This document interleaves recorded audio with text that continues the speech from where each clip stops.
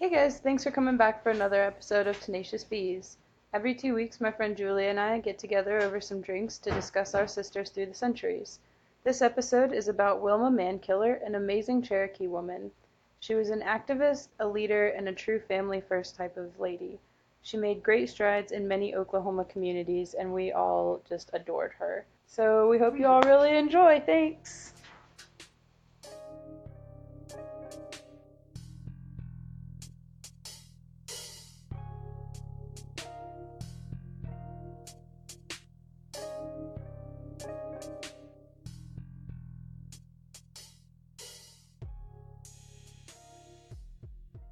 Hey guys, welcome back to another episode of Tenacious V's podcast.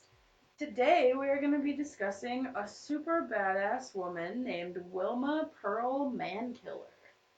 Oh, all right. Now let's get into what does Kayla know? Can you guess what I know? Nothing. Nothing. Nothing. I'm really intrigued by her name though. That's really cool. I mean, I hope it's cool. Could be that she's really awful. Who knows? But it's a pretty serious title. I want to know what she's about. She's a Cherokee woman, and her Cherokee name is it means flower, which is really cool actually. And man killer is actually a military title in like the Cherokee sense of the military. Oh, so it's not her name. No, it is. Like that's her last name. It's like an ancestral thing. Okay. Like that's like the origin of. Yeah, that's the origin of the last name, but Okay. it's equal to like chief or like sergeant. Interesting. Yeah. She was born on November 18th, 1945, in Telepath. her father was full Cherokee. His ancestors were originally from Tennessee, but were forced to move on the Trail of Tears. That sucks. This is like a trend in her life. Oh. Like the government just fucking everything. Well, yeah, it's in the 40s too. That's bad time. Yeah. Well, I mean, the ancestors were, obviously a long time. Well, yeah, but fuck. Yeah. But yeah, so then Irene was the daughter of Dutch-Irish immigrants. Okay. So she was like half Cherokee and half Dutch-Irish. And she was the sixth of 11 children. So she's smack dab in the middle. That's a lot of siblings. So her older four siblings, like, convinced her that she needed to, like, become the chieftain of the four younger siblings. Mm-hmm. So she was, like, kind of like the queen of the younger siblings and would, like, tell them what to do and have them, like, do stuff. Classic big sister. Yeah, dude. I like that they appointed her though. Like, right? the older like, siblings were like, we don't have time for that. You take over. You can do it. Trick her into responsibility. Like we're still bossing you around, but you're gonna do all our work for us. They're smart. Yeah, dude. They grew up really poor though. Mm-hmm. Like, so you gotta kind of be smart and be able to have your own fun. Yeah.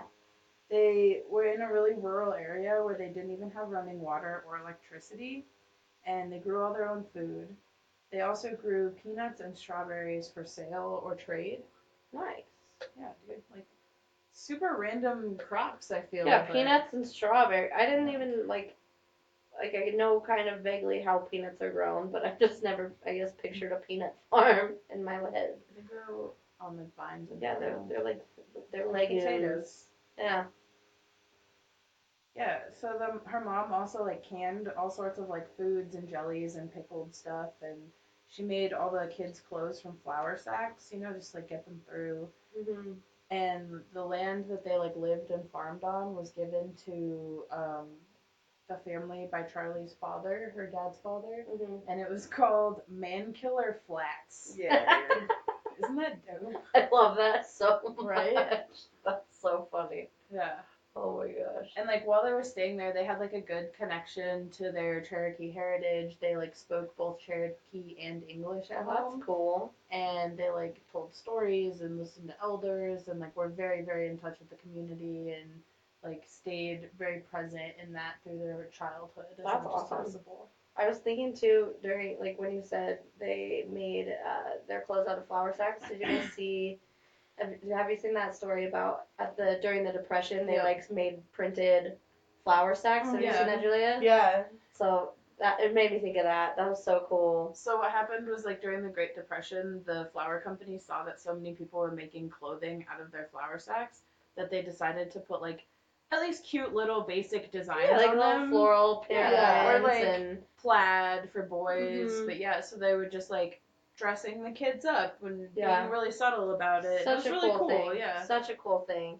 I mean, especially like their heritage, they're already such just like a minority in that time that like they're roughing it being Native American, and it was still a really hard time for people of Irish descent. Well, it gets fucking worse from there. So when she was 11, they actually moved out to San Francisco, as part of a treaty of whitenizing the natives. Jesus. Yeah. So they wanted to bring people to proper white ways. Honestly. Yeah. So they moved out to there. They were promised an apartment. Of course, they didn't have one, so they live in this like sleazy motel. Mm-hmm. In the red light district of San Fran. A whole family raising your 11 kids in the red light district. Yeah, yeah. Wow. It's considered the Tenderloin district. In a motel. Yeah. Yeah, that's not. So Still a lot of noises going on at nighttime. Oh, that's rough. But eventually they did get a place in Potrero Hill, which is like a neighborhood out there. Mm-hmm. Even with her oldest brother and father working, they were still very poor, but they got by. Right. It just barely. All the kids struggled with identities when they moved to the city, but mostly Wilma did because she was made fun of when she went to school. She everyone was constantly about the way that she talked and about her last name. Mm-hmm. So she hated school and she constantly would run away or would That's crazy.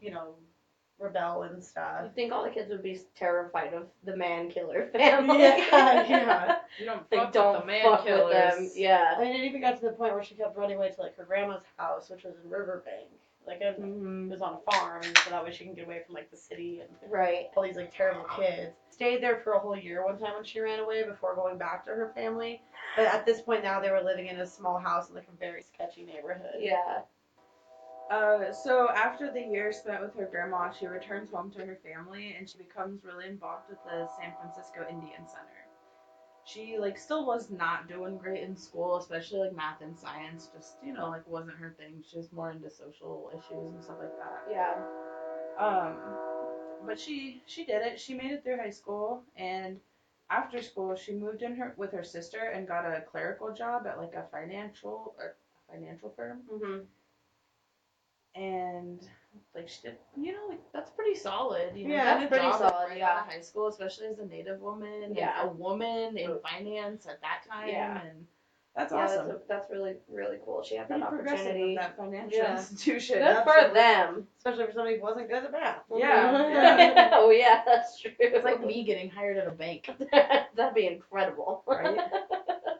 Yeah, so then in 1963, she meets her husband at a Latin dance, or her future husband. Ooh. And his name is Hector Hugo Oloya de Bardi. Whoa. Yeah, Say it again. Right? Hector Hugo Oloya de Bardi. Ooh. Ay, He didn't even have to be good looking. She just was like, "Who are you?" He introduced herself, Hector and she was Hugo. like, "I'm here. I'm with it. You got me. I'm in. I'm what's her name? Wilma Irene Wilma Mankiller. Match made in heaven." Yeah. Dude, it doesn't hurt that he was pretty well off too, came from a pretty good family. And he was an Ecuadorian student over studying in college at the time. And her parents were not about them being together. And Ooh. I don't I'm assuming a race thing, but But I don't her know. parents were I don't know. interracial, Huh. I really don't know what the issue Maybe was. they were It doesn't really you say, don't get but- a buy or marry into money. You need to toil like we've toiled. Maybe. But yeah, so they get hitched in November 13th, 1963 in Reno, Nevada. Nice. So, Nice. Dangle. Yeah, so then they go and honeymoon in Chicago, of Why? all places on Earth. Yep. Yep. But upon their return to California, they get an apartment in the Mission District, and about 10 months later, they have their first daughter, Felicia. So a couple years later, they move again and have their second child, Gina. And while Wilma stays at home and works as a mother, Hector works as an airline something or other. and he goes to school.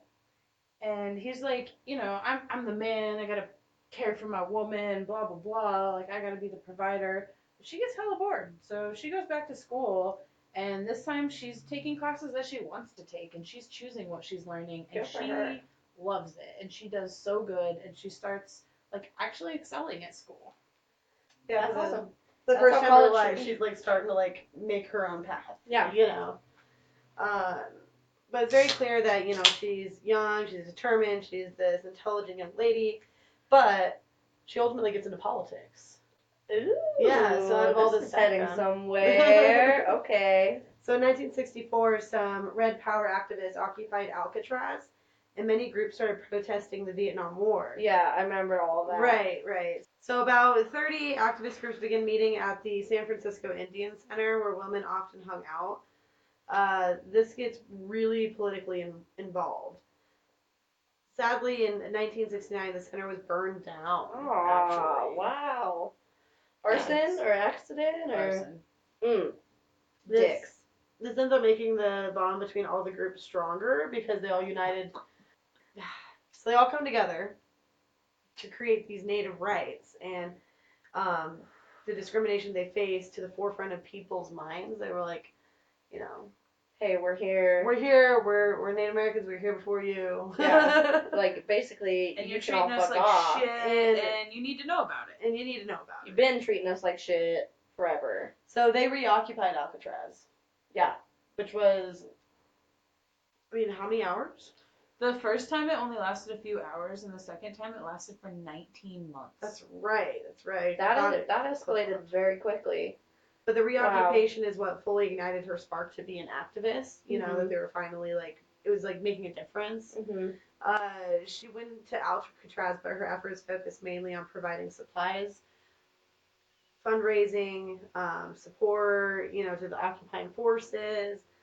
The 19 months, they taught her many like different powerful skills, networking, paralegal research. That's awesome. Yeah, but around this time is when she unfortunately finds out that her dad's actually sick. Oh, no. Yeah, and it's later on she gets the same disease, polycystic kidney disease. That's awful. Yeah. I've seen, like, photographs, post-autopsy and stuff of that. That's fucking awful. Jeez. And it's a genetic thing, I would assume. Yeah, so it's like she's doing all these things all at once. She's doing Oh. the Alcatraz occupation, she's Yeah. going to school, she's being a wife, she's a mother, she's spending as much time with her father as she can. God, that's a lot. And then ultimately after everything's kind of like in her, you know, professional life going up, Mm-hmm. but in her personal life going down. So her dad's really sick, and her and her husband actually split up in 1977. That's so sad. Like, I mean, it's probably not, like, documented, like, well, this is why we broke up, but it just makes me wonder, like, what happened, you know? She's going through all that shit. Just, did it come too much for the marriage, or did she just lose it? I don't know, but that makes me sad. I think they might have just kind of like grown apart and gotten bored of each other, honestly. Like, just kind of seemed like it wasn't super perfectly matched, you know what I mean? She wanted that money backing. She wanted to go to college. Well, I don't think that she used him. I think they genuinely were in love, but just, you know. Yeah, it happens. changed. That Just just didn't sucks. learn. That's just so many shitty things all at the same time. But- That makes me sad for her. Yeah. Poor lady. I know. Especially with just, like, how excited she was. She was just going for it. Like, I'm going to make a difference. Everything's going to be great. The future is bright. Yeah. Just kidding. Your dad's dying. Your husband's leaving. Everything fucking sucks. And she's left with the 2 kids. Mm-hmm. Well, it's okay, though, because also in 1977, her and her mom, along with her 2 daughters, moved back to Mankiller Flats and built another house near her mom's. And, you know, she had a rough start getting out there. She actually had to go back to California and work for a couple months and raise up the money to go back out. But she did it, and she did a bunch of volunteer work with lots of different native rights movements and all sorts of things like that. And then eventually she got hired to work for a program for young Cherokees to study environmental sciences. Mm-hmm. And she also enrolled at school at the Flaming Rainbow University. Holy I know. shit. Was that also in the red light district. Dude, I don't Where's know. this school? Oh my god, I want to go. Oh my god, the Flaming Rainbow University. Yeah. I wish. I think I've got a new password. I for should have all my gone to stuff. college. Yeah. Only account of Julia's password is Flaming Rainbow. That's so awesome. I should have gone to college. I fucked up.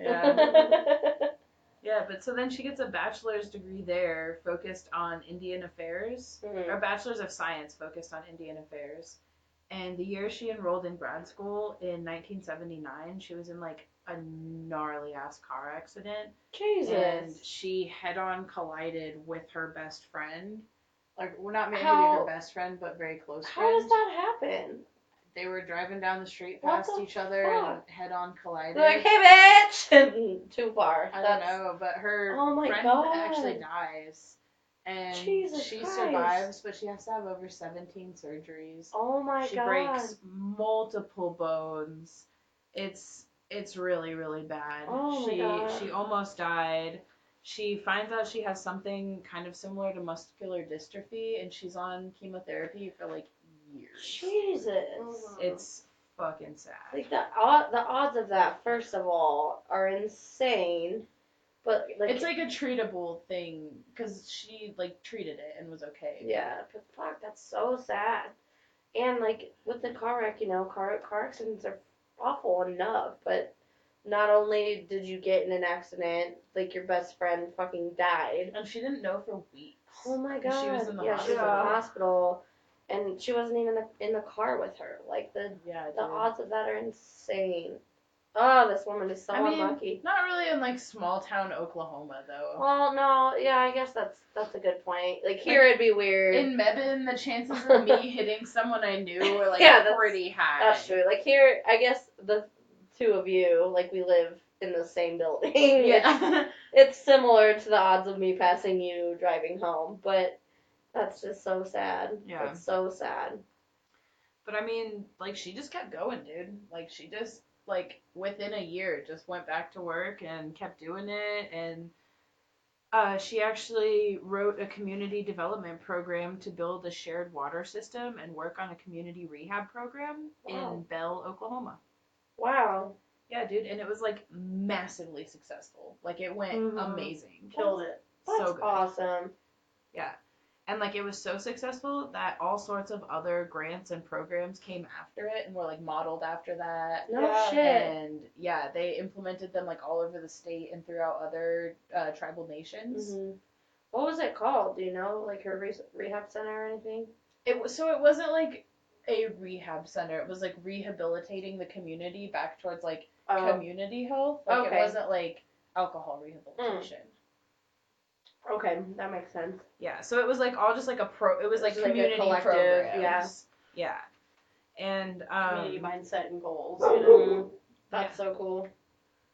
So then in 1981, Ross Swimmer, the tribal chief at the time of the Cherokee Nation, promotes her to the first director of a department that she creates. It was the Community Development Department of the Cherokee Nation. Mm-hmm. So it was literally an entire department of the like government of the Cherokee Nation dedicated to building the communities within the nation.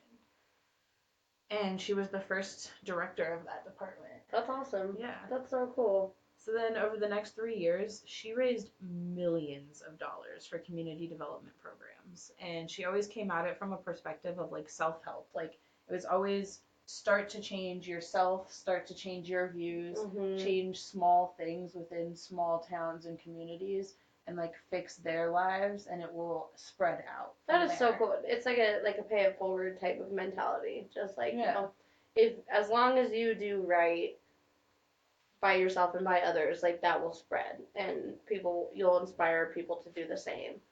This is a very positive message. I like that a lot. So with all like her hype and everything, like with her doing so well and stuff, she was actually chosen to run as Swimmer's deputy chief in 1983. The only thing that was ever like in her way was just the fact that she was a female, and this like really upset her and deeply saddened her. She didn't want to be ever held back due to just her gender, just her race. This is what she's been fighting for all these years. Yeah. You know? Well, it's not like she hasn't fucking proven herself. Like who else was doing what she was doing to that capacity at the time? Like, No one. absolutely. It doesn't make sense to her that it would be, and it was a lot of natives coming at her from a place of sexism too. It's so fucked up. Jesus.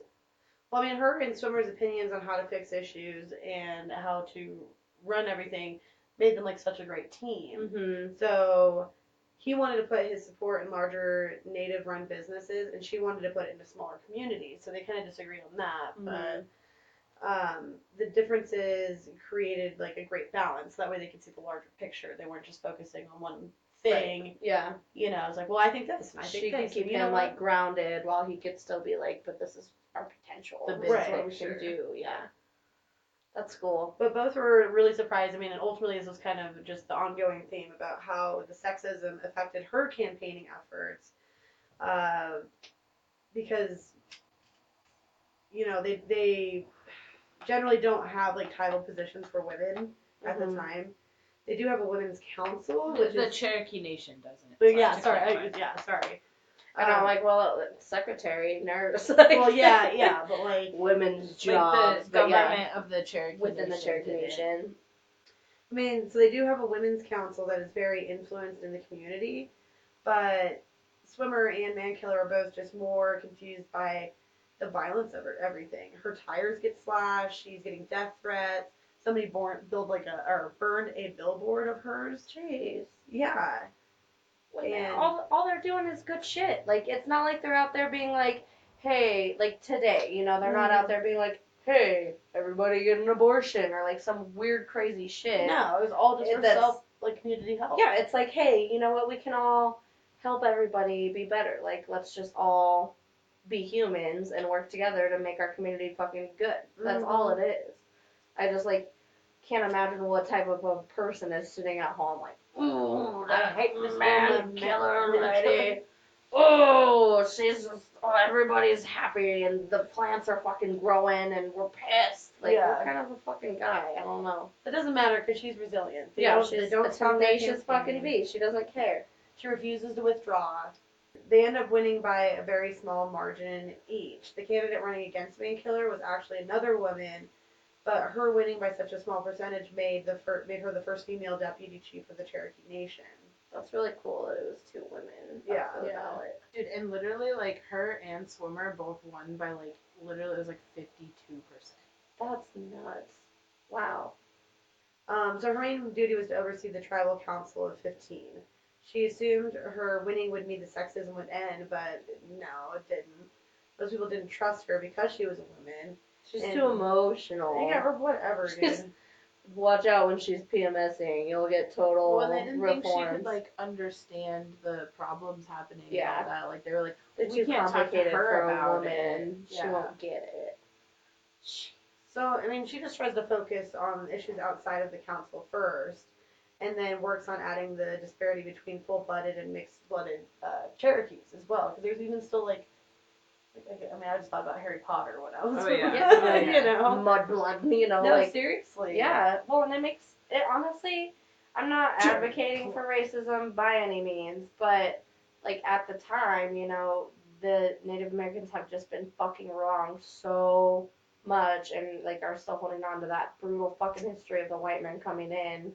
So, you know, like, I can imagine that they fucking ostracized people that were mixed because, granted, so many people, like, met and fell in love and had beautiful families, but Right. there was also a ton of rape and pillaging and shit that went on prior that they're like, well, we don't fucking know where you come Well, from. but I mean, you also got to think about it. They're a very proud and rich culture. Mhm. I'm sure that they don't want to just share that with any old willy-nilly that walks by. Right. You know, Yeah. like that's something that's very sacred and dear to them. Mhm. So Yeah. That's really cool though that she started to bridge that gap because that was definitely at a time where things were just still very hostile. Because what was this, early 80s right now we're talking? yeah, Early mid 80s. Like at that time, you know, it's still very fucking hostile. We're obviously post segregation and things like that, but it was all just like still unspoken fucking racism. Yeah, I'll let them. Yeah, dude. So the racism was, like, actually pretty rough at that time, and it Mhm. wasn't as unspoken as you'd think most of the time. Yeah, that's crazy. It's like nowadays, you think it's under the surface. Yeah, but you it's really you not. think it's going away, and then every couple of days you get a real big surprise. Yeah. Jeez. Yeah, dude. And she actually got a really big surprise in December of 1985 when she was sworn in as the primary chief of the Cherokee Nation. Dude. The Oh. first female ever. That's huge, especially they went from not even having titles for women to her being chief. Mm-hmm. Yeah, dude. That's amazing. Like, she's the dude. Do you know what day it was? Did it just say December? December 5th. Damn it! I was really hoping Almost it would be your on my birthday. birthday. Oh, I wanted that so bad. It's even- That's so crazy. How awesome. Can you imagine how that must have felt? Just fucking power move. Yeah, dude. Like, Well, so what happened was Ross Swimmer resigned because he was the chief at the time, mhm, and he got a job as the secretary of the U.S. Bureau of Indian Affairs. mhm. So, like she naturally took over, and she was sworn in for a partial term of just 1 year at that point. Mhm. And, like, she still wasn't, like, super well liked. And, like, to appease the council, she didn't go to, like, meetings or anything. And she mostly just tried to deal in affairs that, like, weren't in their jurisdiction. Like, she was kind of like, you guys can do your thing. Yeah. We'll come to a mutual agreement at some point. Mhm. Right. It's cool. Like, She's we'll like, get there. she's like city cops when the FBI comes in. They're like, okay, Yeah. all right, you guys, we're not gonna be here. Do your thing. But dude, she got an amazing amount of press. Yeah. Like massive worldwide press about all this. And she actually got so famous that her the view of natives worldwide started to change. Yeah. In a good way. Wow, Yeah. that's awesome. And with a name like Mankiller, Right? she's still out there like, this can't hold me back. It's fine. Dude. Because I bet that alone had to have been like if they had memes at the time, that would have been rough. Yeah. She's like Those the are some big AOC memes. of the 80s, you know. That's crazy. Yeah, dude. Good She, for like, her. Within 5 months of the election, she was voted Native American or American Indian Woman of the Year and put in the Oklahoma Women's Hall of Fame. What? There's a Women's Hall of Fame in Oklahoma? I mean, there's probably one in every state. That I hope. That's really cool. I didn't even know that was a thing. Mm-hmm. Wow, we should go there sometime, guys. We should find out what that Women's Hall of Fames are. That's so cool. And also the fact that it was while she was alive she got inducted. Mm-hmm. That's huge. So long after. It's so long after, or like when you're like on the brink of fucking death, years out, decades out from what you've been doing, for them to recognize it at the time and be like, this is big, we need to remember this, everybody needs to remember this, we're putting you on the wall. Like, Yeah. that's fucking awesome. It's really cool. She started to do all sorts of interviews and get a lot of that type of press. But I mean, obviously she's also dealing with all her day-to-day affairs. Right. But she was speaking out a lot about like the Reagan administration and Yeah. just like all sorts of shit going on at the time. But she also spoke out about how like the values of Cherokee people had been changed. Yeah. And like Cherokee women were valued so much in their society before mainstream European society came in and took over and forced the conversion to what their views and beliefs are which were real great. I really So, support yeah, them. love They're the so patriarchy. awesome. Damn. Yeah. But yeah, shitting all over their fucking culture again and again. So she ends up running again with for the actual full term. She Mhm. runs again with the support of her husband, or her new husband. Okay. His last name is Soap. I can't remember his first name. What the fuck? I'm pretty sure it's Soap with an E. So she re-enters the race, the running for the electoral office in the native office, and she actually wins because her new husband Soap is full Cherokee, and he goes and speaks on her behalf to the Cherokee elders and people in Cherokee about the traditional roles of women in the society. And he's That's like, awesome. hey guys, like this is what our ancestors did. Like our grandmothers ran things. Yeah, like and this is back-ass words yeah, right now. we need to fix this. We need to go back to how it was. And she wanted to pull out of the race like many times, but he was backing her so fiercely that he wouldn't let her. That's And awesome. she ended up winning. Yep, that's Like, never, dude. Yeah, 82%. seriously. That's 80. Wow, and last time was 52.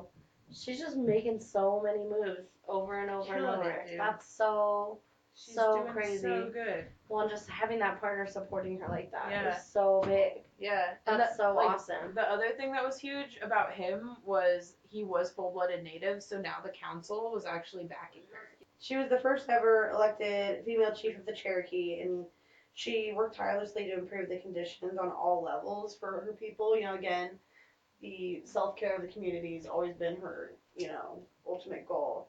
As the leader of a 160,000 person nation that had been struck down time and time again, this was no easy task for her to do, to unite everybody. But she managed to make some big changes in the ways of the education, job training, got more people employed, so she, helped with the unemployment gap. Which has always been larger in indigenous communities worldwide, regardless of the That's country. so sad. Always. That's back-ass words. Yeah. Jeez. She also helped get people better and easier access to health care, which was a huge thing. Yeah.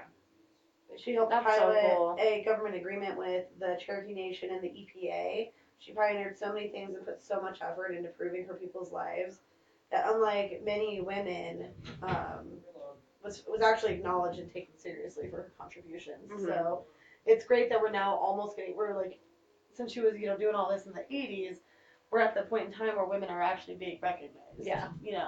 Took us that long, guys. The 80s. Great. So. That's crazy. So she actually ran for chief twice and won, and she was going to run a third time, but Did she die? no. So I'm she, not ready for her to die yet. I want Well, to see what she. So she was gonna run a third time, but she decided. Well, she looked at herself and she said, "Once I saw myself becoming the people who I was protesting against many years ago, I knew I needed to quit." That's And awesome. so she left politics. And there's I watched an interview with her, and it was saying that, she was saying that she was gonna start writing things, and she was just having all these grand plans for life and traveling and still doing all this activism work and volunteering and just really cool stuff, dude. Mm-hmm. So sadly, in 2010, she did die. But her legacy lives on in many reforms and the betterment of many lives, especially in Oklahoma. I'm so sad. I'm so Yeah. sad. I mean, she lived a very long, full life. 2010. 1945. She did some shit in those years. Yeah, she did. That's and we huge. barely touched it, honestly. Wow. She did so much. She never took a day off. She Yeah. never had a day of just couch day today. She was the world needs me.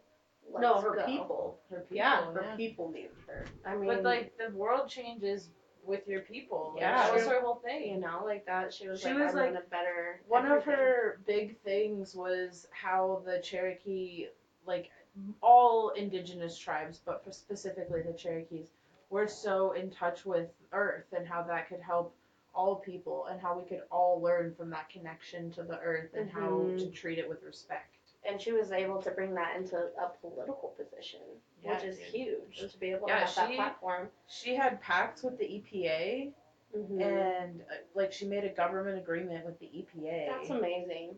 That's so amazing. So, and to think that for so long in so many ways, this culture has just been pushed out and ignored, to have it get all the way to a political standpoint, and it's just such a beautiful position to have. It's just we need more of that in politics. Yeah, that's for sure. Well.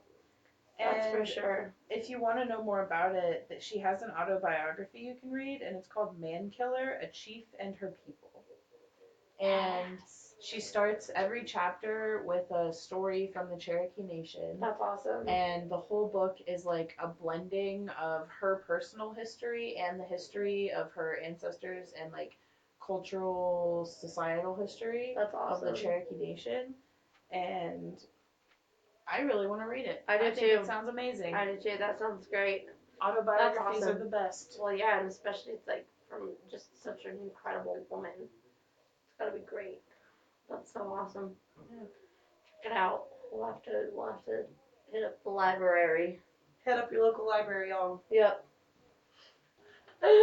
Well, Nona has the library cards in the 3 states. I do, actually. That is a fact. It's a real fact. That I'm really proud of. And you should aspire to be. Tune into our extras to find out which states. Yeah. Well, thanks for stopping by for today's Mystery, guys. We'll see you next time. Now, Bye.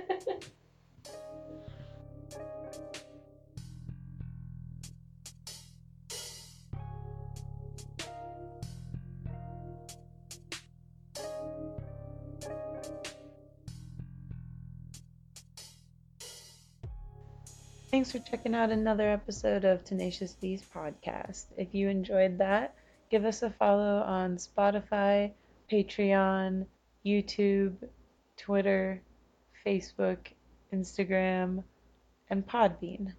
All of our musical contributions are done by Denver rapper Staple Milk, and this episode, as usual, was written, spoken, and recorded by Nona, Julia, and Kayla. Thanks so much and come back soon.